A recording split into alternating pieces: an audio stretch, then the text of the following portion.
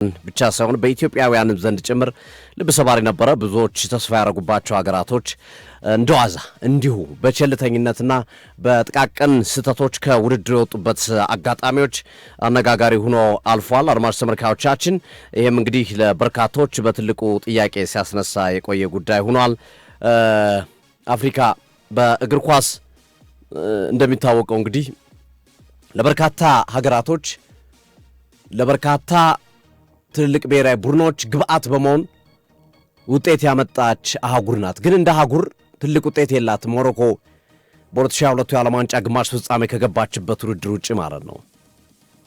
እናም ይሄ በትልቁ የሚነሳ ጉዳይ ነው እና ይሄ እንደሚባለው ሰርቶ ለሰው እንደሚባለው አይነት ነገር አንዳንድ ሰዎች ይሰራሉ፣ ግን እነሱ ህይወት ላይ ጠብ የሚል ነገር የለም። ሌላ ሰው ህይወት ላይ ብዙ ነገር ሲለወጥ ይታያል። እና የአፍሪካ አህጉር እንዲህ ናት ተብሎ ነው የሚታማው። ያ ፖለቲካሊም ስንወስደው ተመሳሳይ ነው። ብዙዎች አፍሪካን የሚፈልጓት ያላትን ጥሬ ዕቃ ለመውሰድ ያላትን ማዕድን ለመውሰድ እና መሰል እንጂ ለሌላ ወይም በጋራ እንኳን ዊን እንኳን ለማድረግ በሚደረግ መንገድ አንመለከትም። እና እግር ኳሱ ላይም ተመሳሳይ ነገር ነው ያለው። እግር ኳሱ ላይም ምርጡን ይወስዳሉ የውጭ ሀገራቶች ወይም የአውሮፓ ሀገራቶች። ያው የተመረጠው ደግሞ የምራጩ ቅሬታ ደግሞ በአፍሪካ ይጫወታል። እንዲህ አይነት ነገር ነው የምንመለከተው እና ለዚህ ምስክሯ ፈረንሳይ ናት። አርማዎቻችን ፈረንሳይ ለዚህ ትልቁ ምስክር ናት። ፈረንሳይ የ2018ን የዓለም ዋንጫ ስታነሳ አንድም ተጫዋች ከቋሚ 11ዷ እዛው ፈረንሳይ ወይም የፈረንሳይ የዘር ግንድ ያለው ተጫዋች የለም። ኢቭን ነጮቹ ተጫዋቾች እንኳን ቲዮ ሄርናንዴዝ እንኳን ስፔን ነው የተወለዱት። ነጭ ምንላቸው ተጫዋቾች ምባፔ ካሜሮን፣ ፖል ፖግባ ጊኒ እያንዳንዱ ተጫዋች 2018 ላይ የነበረው ያ ነው። አሁንም ያለው ትውልድ እንደዛ ነው። በአብዛኛው ፖርቹጋል፣ ስፔን አሉ የሚባሉት ሀገራቶች፣ ብራዚል፣ በንጽጽር አርጀንቲና ብቻ ነው ጥቁር የሌለበት። ያው በነገራችን ላይ ከአርጀንቲና ጋር በተያዘ የሚነሱ የራሳቸው ነገር አሉ። አርጀንቲና ጥቁር ሕዝብ አላት በነገራችን ላይ 2% አካባቢ ነው። ከዛ በፊት አርጀንቲና ውስጥ በጣም በርካታ ጥቁሮች ይኖሩ ነበረ እና ሲስተማቲካሊ ከጥቅም ውጭ አድርጓቸዋል ይባላል አርጀንቲናዎች ጥቁሮችን እንጂ ብዙ ጥቁሮች ነበረ። ከዛ ከጣሊያን በአብዛኛው ከጣሊያን ከስፔን እና መሰል ሀገራቶች የሄዱ ነጮች ናቸው በአርጀንቲና። እንግዲህ ይሄ በታሪክም የተቀመጠ ጉዳይ ነው። አንዳንዶች ደግሞ እውነት አይደለም አፈ ታሪክ ነው ብለው ይክዱታል። ግን አርጀንቲና አሁን በሙሉ ነጭ ተጫዋች እንዲኖራት ዋነኛው ምክንያት ራሱ አርጀንቲናዎችን የሰሩት ነው። ትውልድ ላይ የሰሩት ማለት ያ ማለት ጥቁሮችን የማምከን ስርዓት ሰርቷል ተብሎ ይታመናል አርጀንቲና ውስጥ በስፋት ማለት ነው። እንደዚህ አይነት ነገር ይነሳል። ግን በአብዛኛው ሌሎቹ አገራቶች ስትመለከት ጥቁር የሌለበት ካለ ጥቁር የነገሰ ሀገር አንመለከትም። እና የዚህ ሂደትን ስንመለከት በአብዛኛው ጥቁሮች ጥሩን ይመርጡታል አውሮፓዎች። ከዛ የቀረውን ትራፊውን ደግሞ አፍሪካ ትመርጣለች ትወስዳለች። እና ያም ቢሆን ግን የዓለም እግር ኳስ እየተቀራረበ እንዳለ የሚያሳይ አስደናቂ የእግር ኳስ አብዮት አፍሪካ መጀመሯን በጥሩ መንገድ ተመልክተነዋል። በዚህ ዓለም ዋንጫ ከተሳተፉት 10 ሀገራቶች ከቱኒዚያ በስተቀር 9 ወደ ጥሎ ማለፉ አልፈዋል። ይሄ ቀላል መልእክት አይሰጥም። በነገራችን ላይ አድማጮቻችን ከዚህ በላይ ቢሆን ደስ ይል ነበር። እነ ደቡብ አፍሪካ ቢያልፉ፣ እነ ዲያር ኮንጎ ቢያልፉ፣ እነ ሴኔጋል ቢያልፉ፣ እነ ኮት ዲቯር ቢያልፉ ደስ ይል ነበር። ግን አልሆነም። ለምን ያልሆነበት ምክንያት እንዘረዝረዋለን። ያው የምታውቁትም በአብዛኛው የምታውቋቸው ምክንያቶች ናቸው። ግን ስቲል አሁንም አፍሪካ ፕራውድ ልታረግ ይገባታል ከሚሉት ውስጥ ነኝ እኔ። ስቲል ይሄ ስንብታቸው መንገድ አናዳጅ አስቆጪ ቢሆን ግን ስቲል ፕራውድ የምናደርግበትን ሙቭመንት አሳይተውናል። ከ10 ሀገር 9 ማለፍ በጣም ትልቅ ሳክሰስ ነው። ግን ከዚህ በላይ መጓዝ ይችሉ ነበረው የአፍሪካ ሀገራቶች ካልን ግን ኦፍ ኮርስ የአፍሪካ ሀገራቶች ከዚህ በላይ በደንብ መጓዝ የሚችሉበት አቅም ነበራቸው። እነዚህ ነገሮች ያልሆኑበትን ምክንያት ግን በእግር ኳስ አቅም ማነስ አይደለም፣ በጉልበት ማነስ አይደለም፣ በታክቲክ በቴክኒክ ማነስ አይደለም። ነገር ግን በዋነኝነት የስነ ልቦና የአእምሮና የአሰልጣኞች ችግር የፈጠሯቸው ናቸው እነዚህን ነገሮች ያመጡት።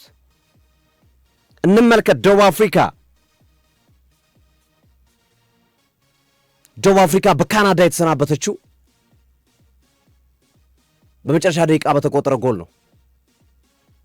ወደ ተጨማሪ ሰዓት ጨዋታውን ይዘው የሚሄዱበትን እድል በፈጠሩበት ሰዓት ላይ ነው ጎል ያስተናገሩት ደቡብ አፍሪካዎች። ይሄ ከባድ ነበር ለደቡብ አፍሪካ። በመጨረሻ ደቂቃ የተስተናገደ ጎል በጣም በሚገርም ሁኔታ ኮንትሮል አድርገዋቸው ተቆጣጥረዋቸው ደቡብ አፍሪካዎች በብዙ እንቅስቃሴዎቻቸው ማርከውን እንዲሁም የአፍሪካ ብራዚል እስከ መባል ድረስ በእንቅስቃሴ በተለይ ፈርስት ሃፍ የነበራቸው እንቅስቃሴ በዛ ልክ የሚነሳ በነበረበት ሰዓት ላይ እንግዲህ እንደ ተጠቀሰው አንዱ የአፍሪካ ቡድኖችን በትልቁ ጥያቄ ያስነሳባቸው የሚገኙ የስነ ልቦና የአእምሮ መብሰል ጉዳይ የተመለከትንበት አንዱ የደቡብ አፍሪካ ጨዋታ ነበረ። የደቡብ አፍሪካ ጨዋታ አንዱና መሰረታዊ ክፍተት የተመለከትንበት 0-0 እስከ 92ኛ ደቂቃ ድረስ ይዘው ቀጥለው የተሸነፉበት። አድማጮቻችን ያው ከደቡብ አፍሪካ ጋር በተያያዘ ያለውን ነገር እናውቀዋለን። ያው ሁላችንም ስደተኞች ላይ እየሰሩት ያለው ነገር ተገቢ አይደለም፣ የእጃቸውን ያገኙት የሚሉ ብዙዎች አሉ። እሱን እንተውና ማለትም የእጃቸውን ያገኙት የሚለውን ነገር እንተውና ከእግር ኳስ አንጻር ብቻ ነው። ከእግር ኳስ አንጻር ነው እኔ ያየሁት ያለሁት። እኔም በወገኖቼ ላይ በሚደርሰው ነገር በጣም በጣም ከሚከፋቸው ሰዎች ውስጥ ነኝ። ደቡብ አፍሪካ ብዙ ጓደኞች አሉን፣ ብዙ ቤተሰቦች አሉን። ደቡብ አፍሪካም በተወሰነ መንገድ ኑረናል እና ከዛ ጋር ተያይዞ እናውቀዋለን ያለውን ሁኔታና ኦፍኮርስ ደቡብ አፍሪካ እንደ ደቡብ አፍሪካ ይሄ እያደረጉት ያለው ነገር በጣም የሚያሳዝን ነው። አሁን ደግሞ ብሶባቸዋል። ሰሞኑን እያለው ነገር ደግሞ እጅግ የሚያሳዝን ነው። ወንድመቶቻችን ፈጣሪ ይጠብቃችሁ። ግን እኔ እግር ኳሳዊ የሆነውን ብቻ ነው አሁን እያነሳው ያለሁት። እኔ ለምን ደቡብ አፍሪካ መሰናበቷ እንኳን ተሰናበተች እንኳን አልተሰናበተች የሚለው ሳይሆን ፖይንቱ ግን ደቡብ አፍሪካ የወጣችበት እንደ አፍሪካ የኮንሰንትሬሽን የትኩረት ችግር ነበር። ይሄ የሚመጣው ደግሞ አንድ ከአእምሮ ጥንካሬ ጉድለት የሚመጣ ነው። ሁለት ከመዘናጋት የሚመጡ ናቸው። በትንሽ ነገር ከመርካት የሚመጡ ናቸው። የአፍሪካ ሀገራቶች በአብዛኛው በትንሽ ነገር የሚረኩ ናቸው። ጥሎ ማለፍ እኮ ለአፍሪካ ሀገራቶች ኩራት ነው። አገራቸው ሲመለሱ እኮ እንደ ወርቅ እንዳሸነፈ አትሌት ነው የሚቀበሏቸው። ከዚህ በፊት የነበረው ትሬንድ የፈጠረው ነገር ነው እና ደቡብ አፍሪካ ኢቨን ካናዳን ቢያንስ ከተጨማሪ ሰዓት ወስዳ እስከ ፔናልቲ እስከ መለያየት መውሰድ የሚችሉበት እድል ነበረ። በዛች መዘናጋት በተፈጠረው አጋጣሚ ኢውስታኪዮ ያውም ከሳጥኖች የተሞከረ ኳስ ያውም በኮንሰንትሬሽን በትኩረት ተጫዋቹን ማርክ አለማድረግ ጋር የመጣ ሁለት ተጫዋቹ ነው ከሱ ርቀው ነው የቆሙት። እንዲመታ ፈቀዱለት። በንጽጽር ደቡብ አፍሪካ እንዲሁም ጥሩ አሰልጣኝ አላት። ሁጎ ብሩስ በጣም ታክቲካል የሆነ አሰልጣኝ፣ ጎበዝ አሰልጣኝ፣ ለየትኛው ጨዋታ ምን መጠቀም እንዳለባቸው የሚያውቁና ጥሩ ነገር ያሳዩን። ግን የደቡብ አፍሪካው ጨዋታ ላይ ከአሰልጣኙ ይልቅ ተጫዋቾቹን ነው ጥያቄ እጣት የምትቀስርባቸው። በዛ ሰዓት ላይ በጣም ትኩረት የሚፈልግበት ሰዓት ላይ ትኩረት አጥተው ነበር። እሱ የፈጠረው ነገር ነው። የእያንዳንዱ ቡድን ችግር እናንሳና ልንጠቀልለው ነው አድማጮቻችን። ኮትዲቯር የኮትዲቯርና የሴኔጋል ነገር ተመሳሳይ ነው፣ አንድ አይነት። ኮትዲቯር የተሰናበተችው በአሰልጣኝ ኤመርሰን ፋዬ ስህተት ነው። ልምድ የሌለው አሰልጣኝ ነው። በሀገር ውስጥ ብዙ የሰራ አሰልጣኝ አይደለም። ፈረንሳይም ላይ ቢሆን የሰራቸው ቡድኖች በጣም ዝቅተኛ ናቸው። የኮትዲቯር ብሔራዊ ቡድንን ከሄርቬ ረናርድ ተረክበው በእርግጥ ሻምፒዮን አድርጎታል። አፍሪካ ሻምፒዮን 2023 ባዘጋጁት የአፍሪካ ዋንጫ ላይ በዛ ጨዋታ ላይ ግን ኮትዲቯር ከኖርዌይ በነበራቸው ጨዋታ ላይ ግን አማድ ዲያሎን የሚያክል ተጫዋች አስቀምጡ። ኢብራሂም ሳንጋሬ በዛ ልክ ወርዶ እየተመለከተው እነ ሚሼል ሴሪ እነ ፎፋና ባሉበት ቡድን ቅያሬዎች አለማድረጉ በትልቁ የሚነሳ ነው። ዳይሬክትሊ የኮትዲቯር ጉዳይ ለእኔ አሰልጣኝ ጉዳይ ነው። ካምሮም ከምንም ጋር የሚያያዝ አይደለም። የደቡብ አፍሪካ የማን ነው የኮት ዲቯር ጉዳይ ተጫዋቾቹ የማሸነፍ ፍላጎት ነበራባቸው እና አማድ ዲያሎ በትልቁ የእንግሊዝ ፕሪሚየር ሊግ ልምድ ያላቸው ተጫዋቾች ናቸው። እነ ኮኔ በጣም በጣም በጣም አስደናቂ እነ ኮናን ድንቅ ስራ ሲሰሩ የነበሩ ተጫዋቾች ናቸው ኮት ዲቯር ላይ። እነ ጊሳንድ በጣም በርካቶች ተጫዋቾች። ፍራንኬሲ ትልቅ አእምሮ ያለው ተጫዋች ነው። ማን የገደራቸው? አሰልጣኙ ልምድ አልነበረው። አሰልጣኙ አቅም አልነበረው። ያንን ነገር ኤክስኪዩት የማድረግ የማስፈጸም ብቃት አልነበረውም እንጂ ኮት ዲቯር ቢያንስ ከዛ ጨዋታ ወደ ተጨማሪ ሰዓት ጨዋታውን መውሰድ የሚችሉበት ሂደት ነበረ። 21 ጎል ሲያስቆጥር እኮ የኮት ዲቯር ተከላካይ እኮ የትምህርት ቤት ተከላካይ ትምህርት ቤት ተማሪዎች ሲማሩ የሚሰሩትን አይነት ስህተት ነው የሰሩት። ሶስት ተጫዋች አንድ ተጫዋች ላይ ይሄዳል። ሃላንድ በነፃነት ነው ኳሱን አግኝቶ ያስቆጠረው በዛ ምክንያት። ይሄ የኮቺንግ ስህተት ያመጣው ነገር ነው። ኮቺንግ የአሰልጣኝ አባላቶች ስህተት ያመጣው ነገር ነው። ስለዚህ ደቡብ አፍሪካን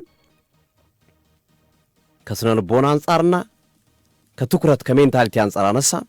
ኮት ዲቯር የአሰልጣኝ ችግራን ዲያር ኮንጎ መጣን። በነገራችን ላይ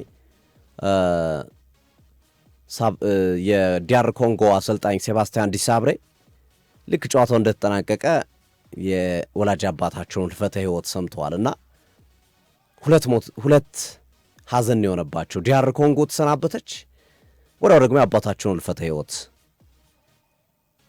ሰሙ እና ሁለቱም ነገሮች ለሳቸው ልብ ሰባሪ ነበሩ። ዲያር ኮንጎ ከእንግሊዝ በነበረው ጨዋታ ላይ በእርግጥ በአብዛኛው የቶማስ ቱሄል ስህተት ነው ዲያር ኮንጎዎችን ጥሩ ነገር እንዲያደርጉ ያደረጋቸው ብዬ አምናለሁ።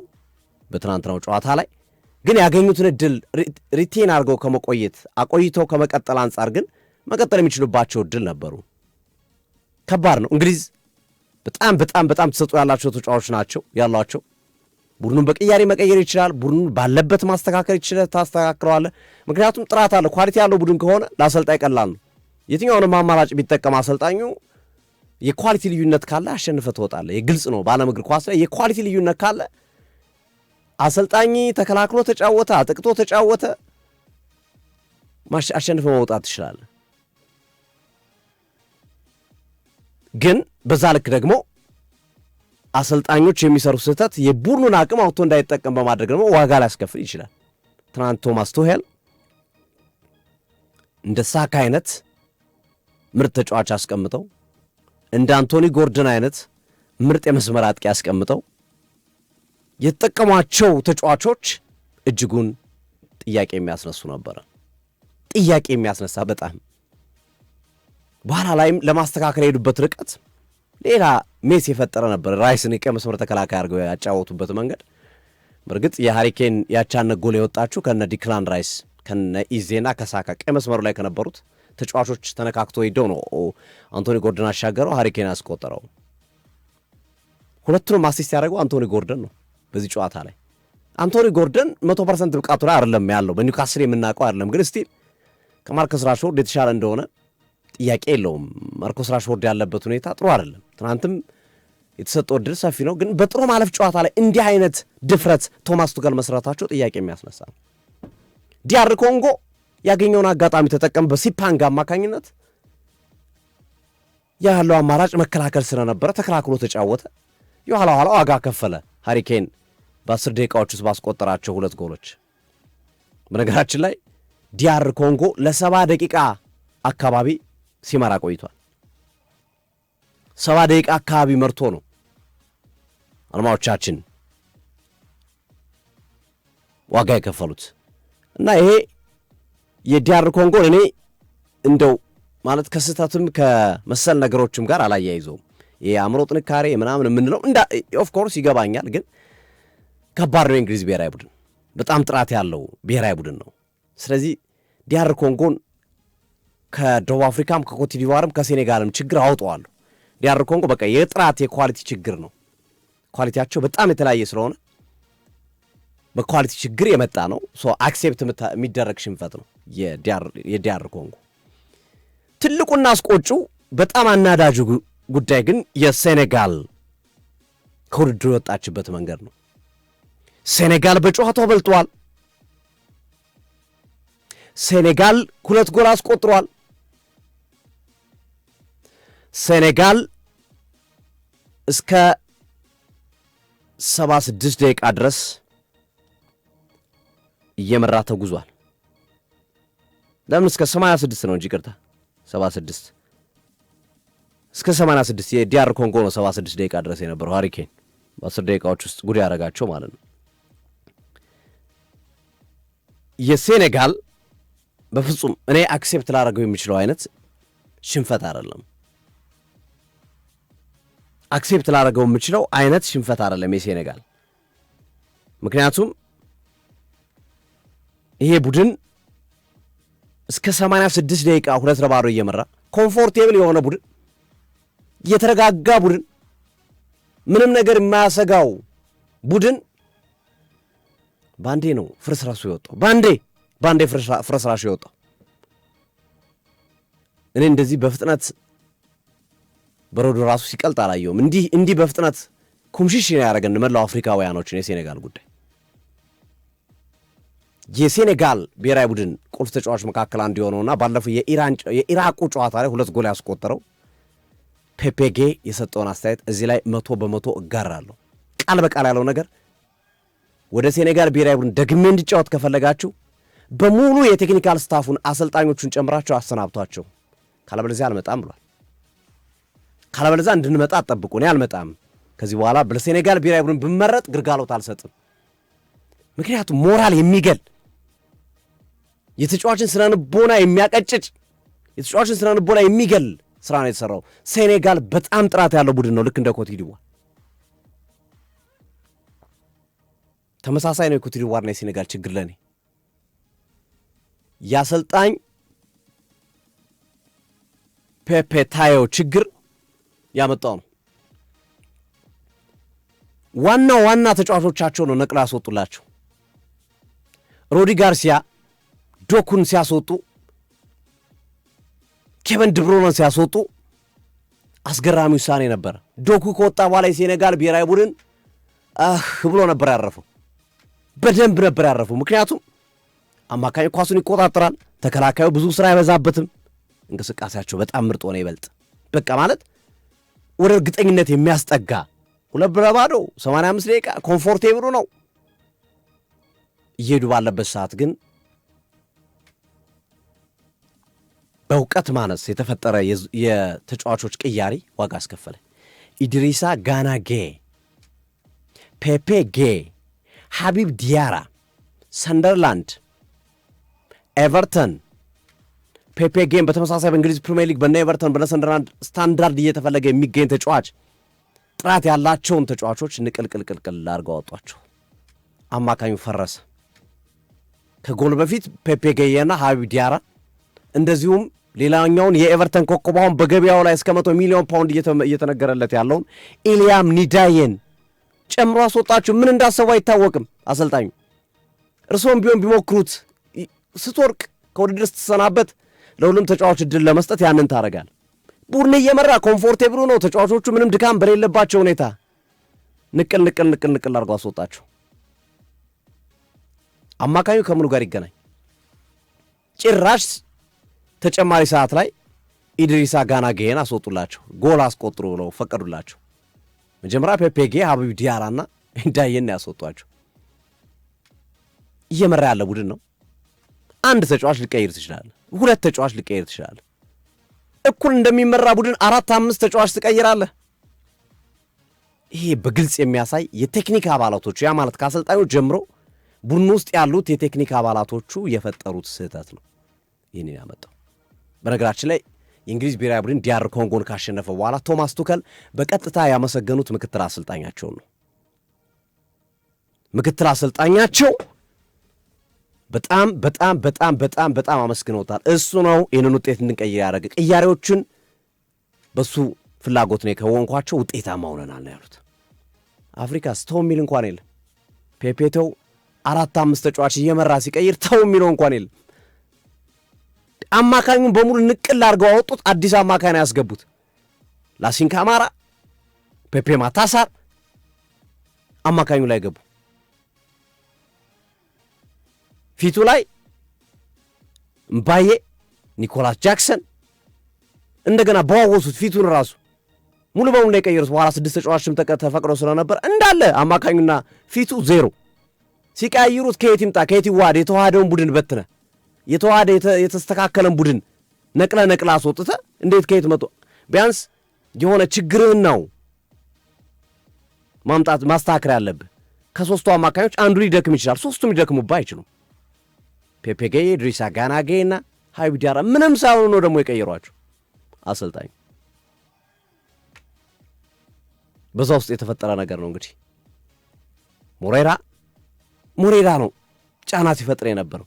ሞሬራ ጫና እንዳይፈጥር የሚያረግ ቅያሪ ነው ፈጥነ መቀየር ያለብህ ጫና ሲፈጥሩ። በግራ መስመር ሉኩባኪዮ ተቀይሮ የገባው ተጫዋች ፍሬሽ ጉልበት ስለነበረ ጫና እየፈጠረ ነው። አማካኙ ላይ ምንም ጫና አልነበረም። ሞሬራና ሉኩባኪዮ ነው ቀኝና ግራው ላይ ጫና እየፈጠሩ የነበሩትና 9 ቁጥር ላይ ሉካኩ ተቀይሮ ገቡ። ስለዚህ ምንድነው የምታደርገው እንዲህ አይነት ነገር ሲፈጠርብህ? ግራ መስመር ላይ የደከመውን ጃኮብስን አስወጥተ ምርጥ ተከላካይ ያለ የዌስትሃሙ ማሊክ ዲዩፍን ታስገባለታለህ። በቃ ያቆመዋል ሉኩባኪዮ። ቀኙ ላይ ሀቢብ ዲያራ ከተቸገረ ሌላ ተጫዋች አስገብተህ ታስቆመዋለህ። ቢያንስ ከቀኙና ከግራው አንዱን ካቆምከው ስራ ይቀልለታል ሌላው ተጫዋች። ተከላካይ መስመር ላይ ኒያካቴና ፓቴሲስ ነው የተጣመሩት። የመጨረሻ 10 እና 15 ደቂቃ ለመከላከል ኩሊባሊ አያንስም።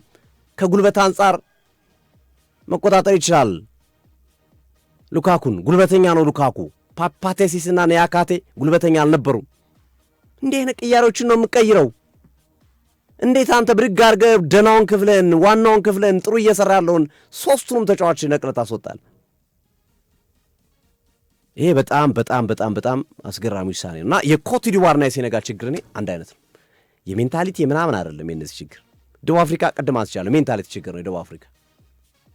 የሁለቱ ቡድኖች ችግር ግን ኮት ዲቯርና ሴኔጋል 100% የቴክኒክ ክፍሉ የሚወስዱ ኃላፊነት ነው። አሰልጣኝ አባላቶች የሚወስዱት ክፍተት ያመጣው ችግር ነው። 3 ጎል በ10 ደቂቃ ባልሞላ ጊዜ ውስጥ 2 ጎል ጭራሽ በተጨማሪ ሰዓት ፔናልቲውን በሚመለከት የተለያዩ አስተያየቶች ይሰጣል። ማታ ላይ ብዙዎች ተበሳጭታችሁ ስለነበረ ሴኔጋል በመውደቋ ፔናልቲ አሰጥም የሚል ሐሳብ በብዛት ሲንጸባረቅ አይቻለሁ። ግን ደጋግሜ ቪዲዮውን ተመለከትኩት። አድማጮቻችን ያሰጣል፣ ግድ የላችሁ እንግዲህ ከተሳሳትኩ ይቅርታ፣ ግን ያሰጣል። ለምን ኳሱን የልጁን እግር መጥቶ ፓሲሴ ባይመታው ዮሪ ቴልማንስን እግር መጥቶ ባይመታው ዮሪ ቴልማንስ ኳሱን ያገኘዋል ያገኘዋል ወይ ጨርፎ ይመታዋል ወይ ኮንትሮል ሊያደርገው ይችል ነበረ። ኳሱን እግሩን ሲመታው ቀድሞ ስለመታው ከኳሱ በመምጣት በፊት እግሩን ስለመታው የተጫዋቹን ኳሱን የመቆጣጠር ሂደት ሳይጠቀም ቀርቷል። ከዚህ በፊት እንደውም ታስታውሳላችሁ አይደል እንዴ? ከማስታውሳቸው እንዲህ አይነት ነገሮች መካከል ከማይረሱት ማለት ነው ዴቪድ ሉዊዝ የአርሰናል ተጫዋች እያለ ኳሱ አየር ላይ እየመጣ የሳዲዮ ማኔን እግር መታው። ኳሱ እኮ አየር ላይ ነው ያለው፣ ግን ሳዲዮ ማኔ ስለሚይዘው ኳሱን ተብሎ ስለታሰበ ፔናልቲ ተሰጥቷል። እንኳን ይሄኛው ማለት ነው። ይሄኛው ግልጽ ነው።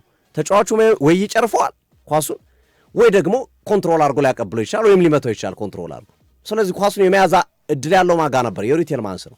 ፔናልቲ ላይ እኔ ብዙም የሚያከራክር አይመስለኝም። መጀመሪያ ላይ እንዳላችሁት እንደ አፍሪካውያን ያው ነገሩ ስለሚያበሳጭ ሊያናደን ይችላል፣ ግን ያሰጣል፣ ጥያቄ የለውም።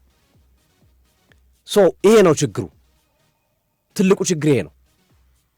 ግን በዚህ ክፍተት ላይ ውስጥም ሆነን በዚህ ችግር ውስጥም ሆነን አፍሪካን አኩርተውናል። ሆነን ለመናገር እኔ ተጫዋቾቹ ላይ ኮት ዲቯር ተጫዋቾች ላይ ሴኔጋል ተጫዋቾች ላይ ዲያር ኮንጎ ተጫዋቾች ላይ ደቡብ አፍሪካ ተጫዋቾች ላይ ያየውን ነገር አስረስቶኛል።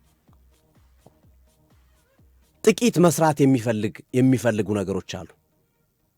ወደ እነሱ ለመቅረብ ኢሊት ለመሆን ወደ ፐርፌክሽን ለመምጣት የሚቀሩ ነገሮች አሉ። አንዱ እንዳልኩት ሴኔጋልና ኮት ዲቯር የቴክኒክ ክፍላቸውን ምልመላቸውን በጣም ጥሩ ነው። ስካውቶቻቸው በጣም ሊደነቁ ይገባል። ያመጧቸው ተጫዋቾች፣ ዜግነት ያስቀየሯቸው ተጫዋቾች በጣም ሊደነቁ ይገባል። ግን ከዛ በዘለለ ያለው ነገር ይሄ ዋናው አስኳሉ የአሰልጣኞች ላይ ያለው ነገር በጣም አፍሪካኖች አልችሉም እያልኩ አይደለም። ኤመርሰን ፋዬ ችሎ አሳይቶናል። ኮት ዲቯር ዋንጫ አንሳ ሪግራጉዌ እኮ ነው ሞሮኮ አሰልጣኝ ነው ሞሮኮን ግማሽ ፍጻሜ ያደረሳት ከሌላ ሀገር የመጣ አይደለም። ግን እኔ ሰው ይቀየር እያልኩ ሳይሆን አስተሳሰባችን ግን መቀየር አለበት። አመለካከታችን ወደ እነሱ መምጣት አለበት።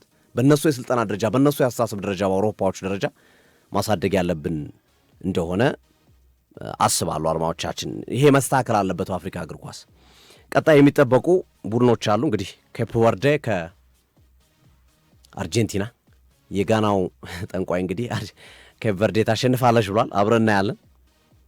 ኢጂፕት ከአውስትራሊያ ጥሩ ተስፋ ያላት ትመስላለች። ኢጂፕት፣ ጋና ከኮሎምቢያ እንደዚሁ እነዚህ ሁለት ቡድኖች በተወሰነ መንገድ ተስፋ አረጋለሁ። ግብፅና ጋና ላይ ተስፋ አለኝ። አልጄሪያም በተወሰነ መንገድ ምናልባት ግብፅና ጋና ላይ ግን ጥሩ ተስፋ አለኝ የማለፍ ዕድል። ሞሮኮን ቢያንስ ብርድ እንዳያስመቷት አብሮ ማለፍ ይችላሉ ብዬ ከምገምታቸው ቡድኖች መካከል ናቸውና እንግዲህ ዓለም ዋንጫው በዚህ መንገድ ቀጥሏል። አፍሪካ ከተሳተፉት 10 ሀገራቶች 5ቱ አሁን ከውድድር ወጥተዋል። ቱኒዚያ ቀድማ ወጣች። ደቡብ አፍሪካ፣ ኮት ዲቯር፣ ዲያር ኮንጎና ሴኔጋል ተከታትለው ወጥተዋል። የሴኔጋል ግን ለእኔ ግርሳት የሆነ ውጤት ነው ብዬ ማንሳት እችላለሁ። ሌሊት ላይ አሜሪካ ቦስኒያን በማሸነፍ አዘጋጆቹ ሀገራቶች በሙሉ ጥሎ ማለፍን ገብተዋል። አሜሪካም፣ ሜክሲኮም እንደዚሁም ካናዳም ወደ ቀጣዩ ዙር የገቡ ሀገራቶቹ ነው እንመለከታለን። ቀጣይ ተጋጣሚዎቻቸውም እንግዲህ የሚጠበቁ ነው። ሜክሲኮ ከእንግሊዝ ነው። አሜሪካ ቤልጂየምን ታገኛለች። ካናዳም እንደዚሁ በንጽጽር ከባድ ሊሆንባት የሚችለውን ሞሮኮ ነው የምታገኘው። ሞሮኮ ጥሩ የማለፍ ተስፋ አላት። ሞሮኮ ከካናዳ፣ ሜክሲኮ ከእንግሊዝ፣ አሜሪካ ከቤልጅየም አሁን ትንሽ ፈተና የሚገጥማቸው ይመስላል። ቢያንስ ሜክሲኮ እንግሊዝን ታልፋታለች ወይ ከባድ ነው። ካናዳ ሞሮኮን ታልፋታለች ወይ ከባድ ነው። እንዲሁም አሜሪካ በተወሰነ መንገድ ቤልጅየምን የሚያልፈው ይመስላል ስቲል እግር ኳስ ቢሆንም። ዞሮ ግን አዘጋጆቹ አሁንም ጉዟቸውን ቀጥሏል ለማለት ያለው ዛሬም ይቀጥላሉ። ምሽት 4 ሰዓት ላይ ስፔን ከኦስትሪያ ጋር የሚያደርጉት ጨዋታ ይጠበቃል። ለስፔን ትልቁ ግምት ቢሰጥም በራልፍ ራኒክ የሚሰለጥኑት ኦስትሪያዎች ግን በዴቪድ አላባ እየተመሩ ቀላል ፈተና ያስጠዋትም ለስፔን ተብሎ ይጠበቃል። ሌላው ግን የሌሊቱ የ8 ሰዓቱ ጨዋታ የክርስቲያኖ ሮናልዶ ፖርቹጋል ከክሮሺያ ጋር የሚያደርጉት ጨዋታ በጉጉት የሚጠበቅና አሪፍ ፍልሚያ እንደሚሆን የሚጠበቅ ጨዋታ ነው። ክሮሺያ ሰርፕራይዝ ታደርገናለች ወይስ ፖርቹጋል መንገዷን ትቀጥላለች? ፖርቹጋል ካሸነፈች ስፔንም ካሸነፈች ፖርቹጋልና ስፔን ነው የሚገናኙት በቀጣይ። በጣም ሌላ አስደናቂ ጨዋታ እንመለከት እንችላለን። ከዋንጫ በፊት የሚደረግ ሌላ ምርጥ ፍልሚያ ስፔን ከፖርቹጋል ሊሆን ይችላል። ስፔንና ፖርቹጋል ዛሬ ተገጣሚዎቻቸውን ማሸነፍ ከቻሉ። ስለዚህ እንግዲህ የዓለም ዋንጫው እንዲና እንዳለ እያለ ይቀጥላል። ምሽት ላይ የስፔንና የኦስትሪያን ጨዋታ በቀጥታ ስርጭት እንሸፍንላችኋለን። ከአጋሮቻችን መልክቶች በኋላ ተመልሰን ወደ ዝውውር ጉዳዮች እናመራለን። ቶተናም ምን አገኘ ቶተናም እንዲህ